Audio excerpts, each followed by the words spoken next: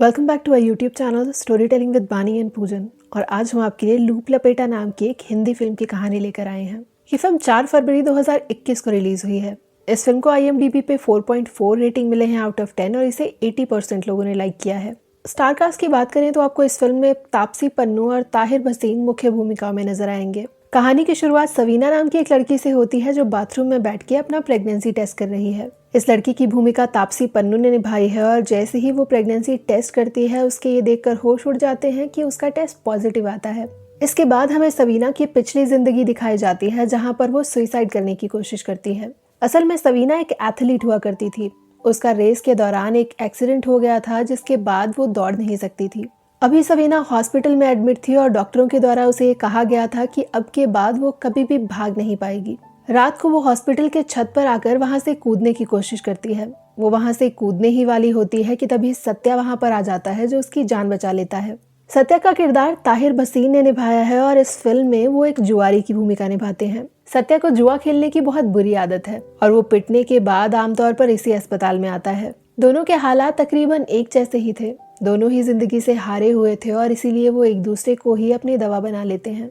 सवीना अपने पिता के खिलाफ जाकर सत्या के साथ शिफ्ट हो जाती है और दोनों लिव इन रिलेशनशिप में रहना शुरू कर देते हैं। सर्वाइवल के लिए सवीना को एक जॉब की जरूरत थी और इसीलिए वो एक बूढ़े के घर पर उसकी केयर टेकर बन जाती है। सत्यजीत अक्सर कसीनो से पिट कर आता और सवीना उसका ध्यान रखती। इसी तरह से दोनों की जिंदगी आम सी रफ्तार से चल ही रही थी कि तभी उनकी जिंदगी में ऐसा कुछ होता है कि उनकी जिंदगी बदल जाती है। अब सीन सीधा वहां पर शिफ्ट होता है जहां से इस फिल्म की शुरुआत हुई थी। उस वक्त पर जहां सवीना बाथरूम में बैठकर अपना प्रेगनेंसी टेस्ट कर रही है। उसके सर के ऊपर से उसी वक्त एक नीली तितली गुजरती है। ऊपर वाले माले पर जो मियाँ बीवी रहते हैं उनके बीच में झगड़ा होता है और वो फ्लावरबास नीचे गिराते हैं। इससे पहले कि सवीना सत्या को कुछ बताती, सत्या का अपने आप ही कॉल आता है। सवीना उसे बताने ही वाली होती है कि तभी सत्यजीत बहुत घबराया हुआ लगता है। सत्यजीत सवीना से कहता है कि उसके बॉस विक्टर ने उसे एक बहुत ही जिम्मेदारी का काम दिया था। उसे एक एड्रेस के ऊपर एक बैग पहुंचाना था और उस बैग के बदले में 50 लाख रुपए लेकर आने थे।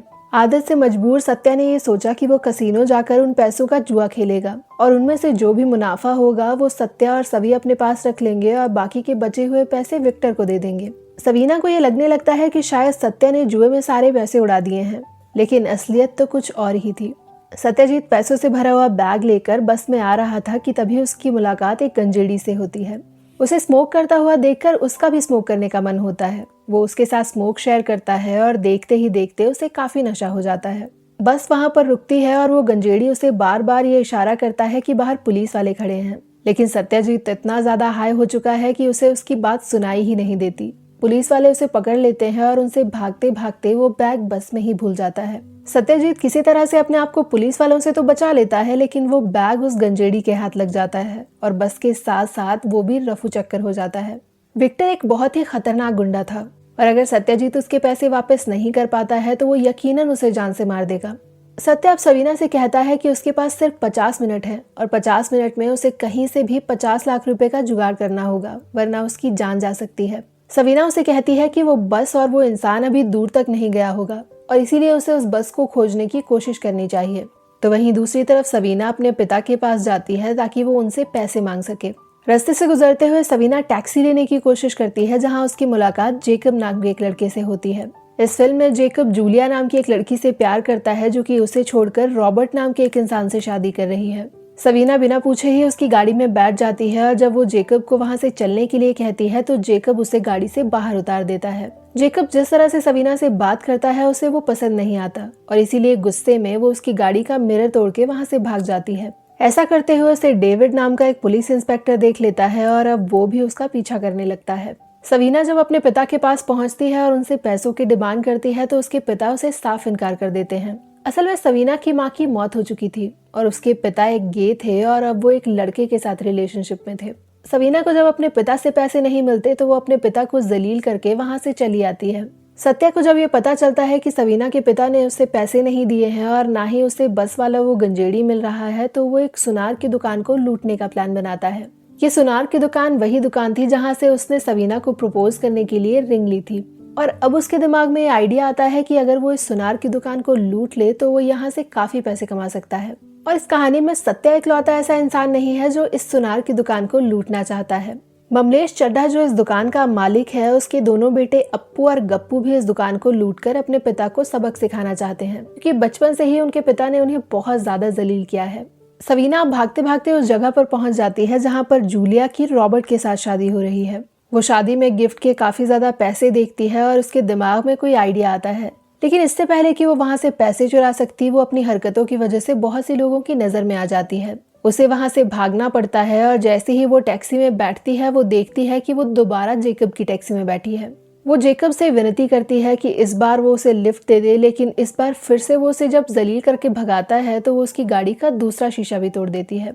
सत्या इस बार दुकान के अंदर चला जाता है और दुकान को लूटने की कोशिश करता है। अभी वो बैग में पैसे डलवा ही रहा होता है कि उसी वक्त ममलेश के दोनों बेटे अप्पू गप्पू भी दुकान को लूटने के लिए वहां पर पहुंच जाते हैं। सत्या की मदद करने के लिए सवीना उस दुकान का शीशा तोड़ देती है और सत्या उस खिड़की से होता हुआ बाहर आकर भाग जाता है। सवीना और सत्या भी खुशी के मारे भाग ही रहे होते हैं कि तभी उन्हें पता चलता है कि अप्पू गप्पू उन दोनों का पीछा कर रहे हैं। वो लोग अभी आपस में बात कर ही रहे होते हैं कि तभी ममलेश वहां पर आ जाता है और वो सत्या पर गोली चला देता है। सत्या की वहीं पर मौत हो जाती है और उसके बाद हमें एक फ्लैशबैक दिखाया जाता है। फ्लैशबैक में सत्या सवीना को एक कहानी सुनाता है। ये कहानी सत्यवान और सावित्री के बारे में है। सावित्री एक ऐसी औरत थी जो यमराज से अपने पति के प्राण लेकर आ गई थी, और यहाँ से सीन सीधा शिफ्ट होता है उसी वक्त पर जहाँ पर सवीना बाथरूम में बैठकर अपना प्रेगनेंसी टेस्ट कर रही थी।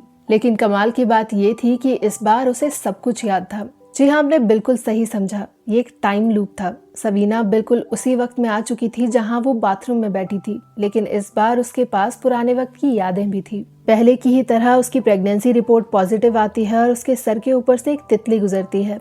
अभी उसे कपल के झगड़ने की आवाज सुनाई ही देती है कि खिड़की के बाहर वो फ्लावर वास टूट जाता है। सवीना भी ये समझ जाती है कि अब सत्या का फोन आने वाला है। सत्या का फोन जैसे ही आता है, वो दोबारा उसे वही पुरानी कहानी सुनाता है।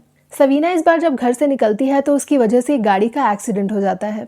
उस गाड़ी के मालिक अभी उसके साथ झगड़ा कर ही रहे होते हैं कि तभी वो वहां से भाग जाती है। उसे भागता हुआ देखकर दोबारा डेविड उसका पीछा करता है और वो जाकर जेकब की टैक्सी में बैठ जाती है। सवीना भी जेकब को कन्विंस कर ही रही होती है कि उसी वक्त डेविड वहां पर आ जाता है। जेकब डेविड के साथ भी बड़ी बदतमीजी से पेश आता है और अब डेविड उसे गन दिखाकर टैक्सी चलाने के लिए कहता है। जेकब उन दोनों को सबक सिखाने के लिए टैक्सी को बहुत तेज भगाता है और आगे चलकर उनका उस बस के साथ एक्सीडेंट हो जाता है जिसमें वो गंजेड़ी बैठा था। इस एक्सीडेंट में डेविड और जेकब बहुत बुरी तरह से जख्मी हो जाते हैं। सवीना किसी तरह से गाड़ी से बाहर आती है और वो गन उठा लेती है। इस बार सवीना अपने पिता के पास जाती है और उन्हें गन दिखाती है, उन्हें एक बैग देती है और कहती है कि उसे वो सारे पैसे चाहिए। लेकिन जैसे ही सवीना तिजोरी खोलती है तो उसे पता चलता है कि सारे के सारे पैसे उसके पिता ने किसी को दे दिए हैं। असल में ये वही पैसों का बैग था जो सब जगह सर्कुलेट हो रहा था। सवीना के पिता ने अपना जिम छुड़वाने के लिए वो पैसे किसी को दिए थे और वही 50 लाख रुपए सत्यजीत ने उठाए थे। सवीना जब वहां से निकलती है तो डेविड एक बार फिर से उसका पीछा करता है और इस बार वो भागते हुए दोबारा जूलिया और रॉबर्ट की शादी में पहुंच जाती है। जब सवीना जूलिया के कमरे में पहुंचती है तो वो जूलिया के ऊपर गन तान देती है, लेकिन उसके बाद वो देखती है कि वो रो रही है। उसे रोता हुआ देखकर वो गन को खिड़की के बाहर फेंक देती है और उससे बात करने लगती है। जूलिया से बात करने के बाद उसे ये समझ में आता है कि वो जेकब से प्यार करती थी और जेकब वही टैक्सी ड्राइवर था जो हमेशा उसे लिफ्ट देने से इनकार कर रहा था। जूलिया अब सवीना को अपनी प्रॉब्लम बताती है। वो उसे कहती है कि जेकब गरीब है तो वहीं दूसरी तरफ रॉबर्ट रिच है। अगर वो रॉबर्ट से शादी करती है तो उसका फ्यूचर सिक्योर होने वाला है, तो वहीं दूसरी तरफ वो जेकब से बहुत प्यार करती है। सवीना को अब सत्यजीत की याद आती है और उसी के बेसिस पर वो सवीना से कहती है कि उसे जेकब के बजाय रॉबर्ट से शादी करनी चाहिए, क्योंकि अगर वो जेकब जैसे लड़के से शादी करेगी तो शायद सारी जिंदगी भागती ही रहेगी। सवीना की ये बात जेकब सुन लेता है, जो कि बालकनी में खड़ा होकर जूलिया से बात करने के लिए आया था। सवीना की बात मानकर जूलिया रॉबर्ट को किस कर लेती है और ये देखकर जेकब वहां से गिर जाता है। इस बार अप्पू और गप्पू अपने पिता को लूट लेते हैं, लेकिन सवीना और सत्या उन दोनों से पैसे लेकर भाग जाते हैं। अभी वो लोग वहां से भागते हुए खुशियां मना ही रहे थे कि तभी रास्ते में उन्हें जेकब मिलता है। जेकब के हाथ में वो गन थी जो सवीना ने खिड़की से बाहर फेंकी थी, और जैसे ही वो सवीना को देखता है वो अपनी जान लेने के बजाय उससे बहस करने लगता है। जेकब ने सवीना की बातें सुनी थी और इसीलिए वो अब उससे नफरत करता था। उससे बदला लेने के लिए वो सत्या पर गोली चला देता है और सत्या की वहीं पर मौत हो जाती है। इसके बाद एक बार फिर से वही टाइम लूप शुरू होता है और सवीना दोबारा उसी बाथरूम में पहुंच जाती है।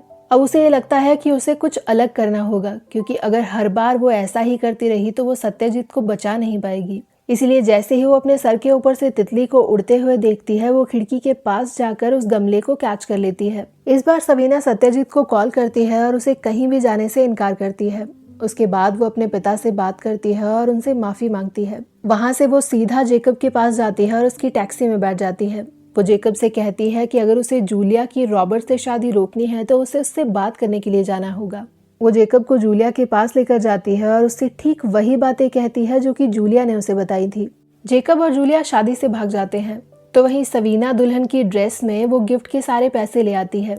उन पैसों को लेकर वो जैसे ही बाहर निकलती है, वो उन पैसों से जुआ खेलती है। हैरानी की बात ये थी कि वो पैसे जीत भी जाती है। अभी वो उन पैसों को लेकर सत्या के पास आ ही रही थी कि तभी उसे सत्या का एक मैसेज आता है। सत्या उसे मैसेज करता है कि वो उस ज्वेलरी स्टोर को लूटने के लिए जा रहा है। सवीना अब सत्यजीत के पास जाने लगती है कि तभी उसे जेकब और जूलिया देख लेते हैं। वो उसे ज्वेलरी स्टोर तक लिफ्ट देते हैं और वहां छोड़ देते हैं। सत्या जब ज्वेलरी स्टोर को लूट रहा होता है तो उसका मालिक ममलेश उसे पहचान लेता है, क्योंकि उसने अपने गले में वही रिंग पहनी है जिसे कि उसने उसी की दुकान से खरीदा था। और ममलेश की याददाश्त बहुत ज्यादा तेज थी। ममलेश अब उसके साथ एक डील करता है। वो उसे कहता है कि अगर वो चाहे तो उसका फायदा करा सकता है। इसके लिए सत्यजीत को उसके स्टोर में चोरी करनी होगी और वो इंश्योरेंस के पैसों से और ज्यादा अमीर हो सकता है।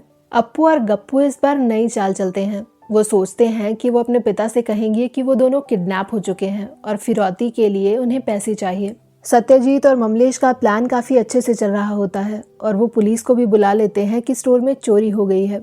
लेकिन उसी वक्त ममलेश को अपने बेटों की कॉल आती है और उसे ये पता चलता है कि उसे फिरौती के लिए पैसे चाहिए। अब वो सत्यजीत को प्लान कैंसिल करने के लिए कहता है, लेकिन सत्यजीत को पैसों की जरूरत है, इसीलिए वो साफ इनकार कर देता है।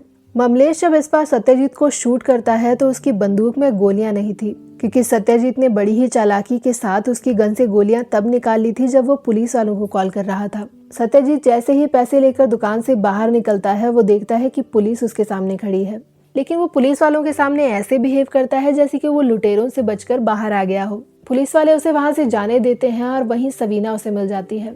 सवीना और सत्यजीत अब भागने लगते हैं और दोनों ही रास्ते में एक दूसरे को किस करते हैं। सवीना अपनी माँ की रिंग के साथ सत्यजीत को शादी के लिए प्रपोज करती है और सत्यजीत हाँ कह देता है। विक्टर की गाड़ी में ठीक वही नीली तितली आ जाती है जो कि सवीना को बाथरूम में दिख रही थी। वो तितली उसे परेशान करने लगती है और उसका ड्राइविंग पर फोकस नहीं रहता। सवीना और सत्यजीत जिस रोड पर खड़े थे वहीं से उसकी गाड़ी आ रही थी, लेकिन इससे पहले कि वो गाड़ी उन दोनों के साथ टकराती, सवीना सत्यजीत को वहां से हटाकर अपने आप को आगे कर लेती है। विक्टर की गाड़ी रुक जाती है और वो सत्यजीत को वहीं पर देख लेता है। सत्यजीत पैसों से भरा हुआ बैग और गन विक्टर को पकड़ा देता है। सत्यजीत के काम से खुश होकर विक्टर गन उसे ही दे देता है और वहां से चला जाता है। अभी वो दोनों आपस में बात कर ही रहे होते हैं कि तभी रोड के उस पार सत्यजीत को वही गंजेड़ी दिखाई देता है जिसके पास उसका बैग था। लेकिन इससे पहले कि सवीना उसे रोकती, वो उस गंजेड़ी के पीछे भागने लगता है।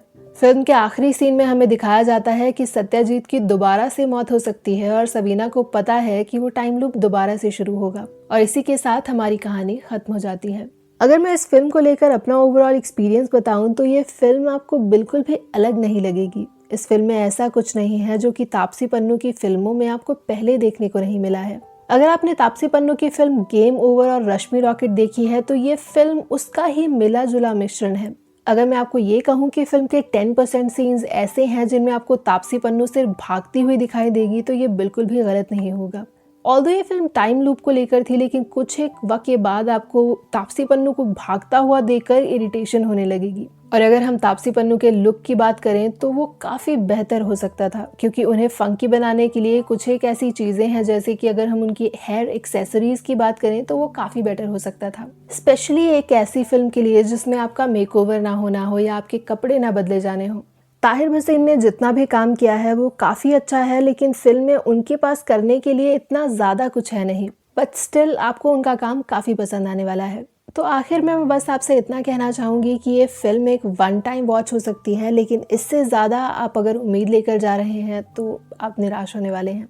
So thank you so very much guys. हमें कमेंट सेक्शन में बताइएगा ज़रूर कि आपको ये फिल्म कैसी लगी। Thank you and stay tuned.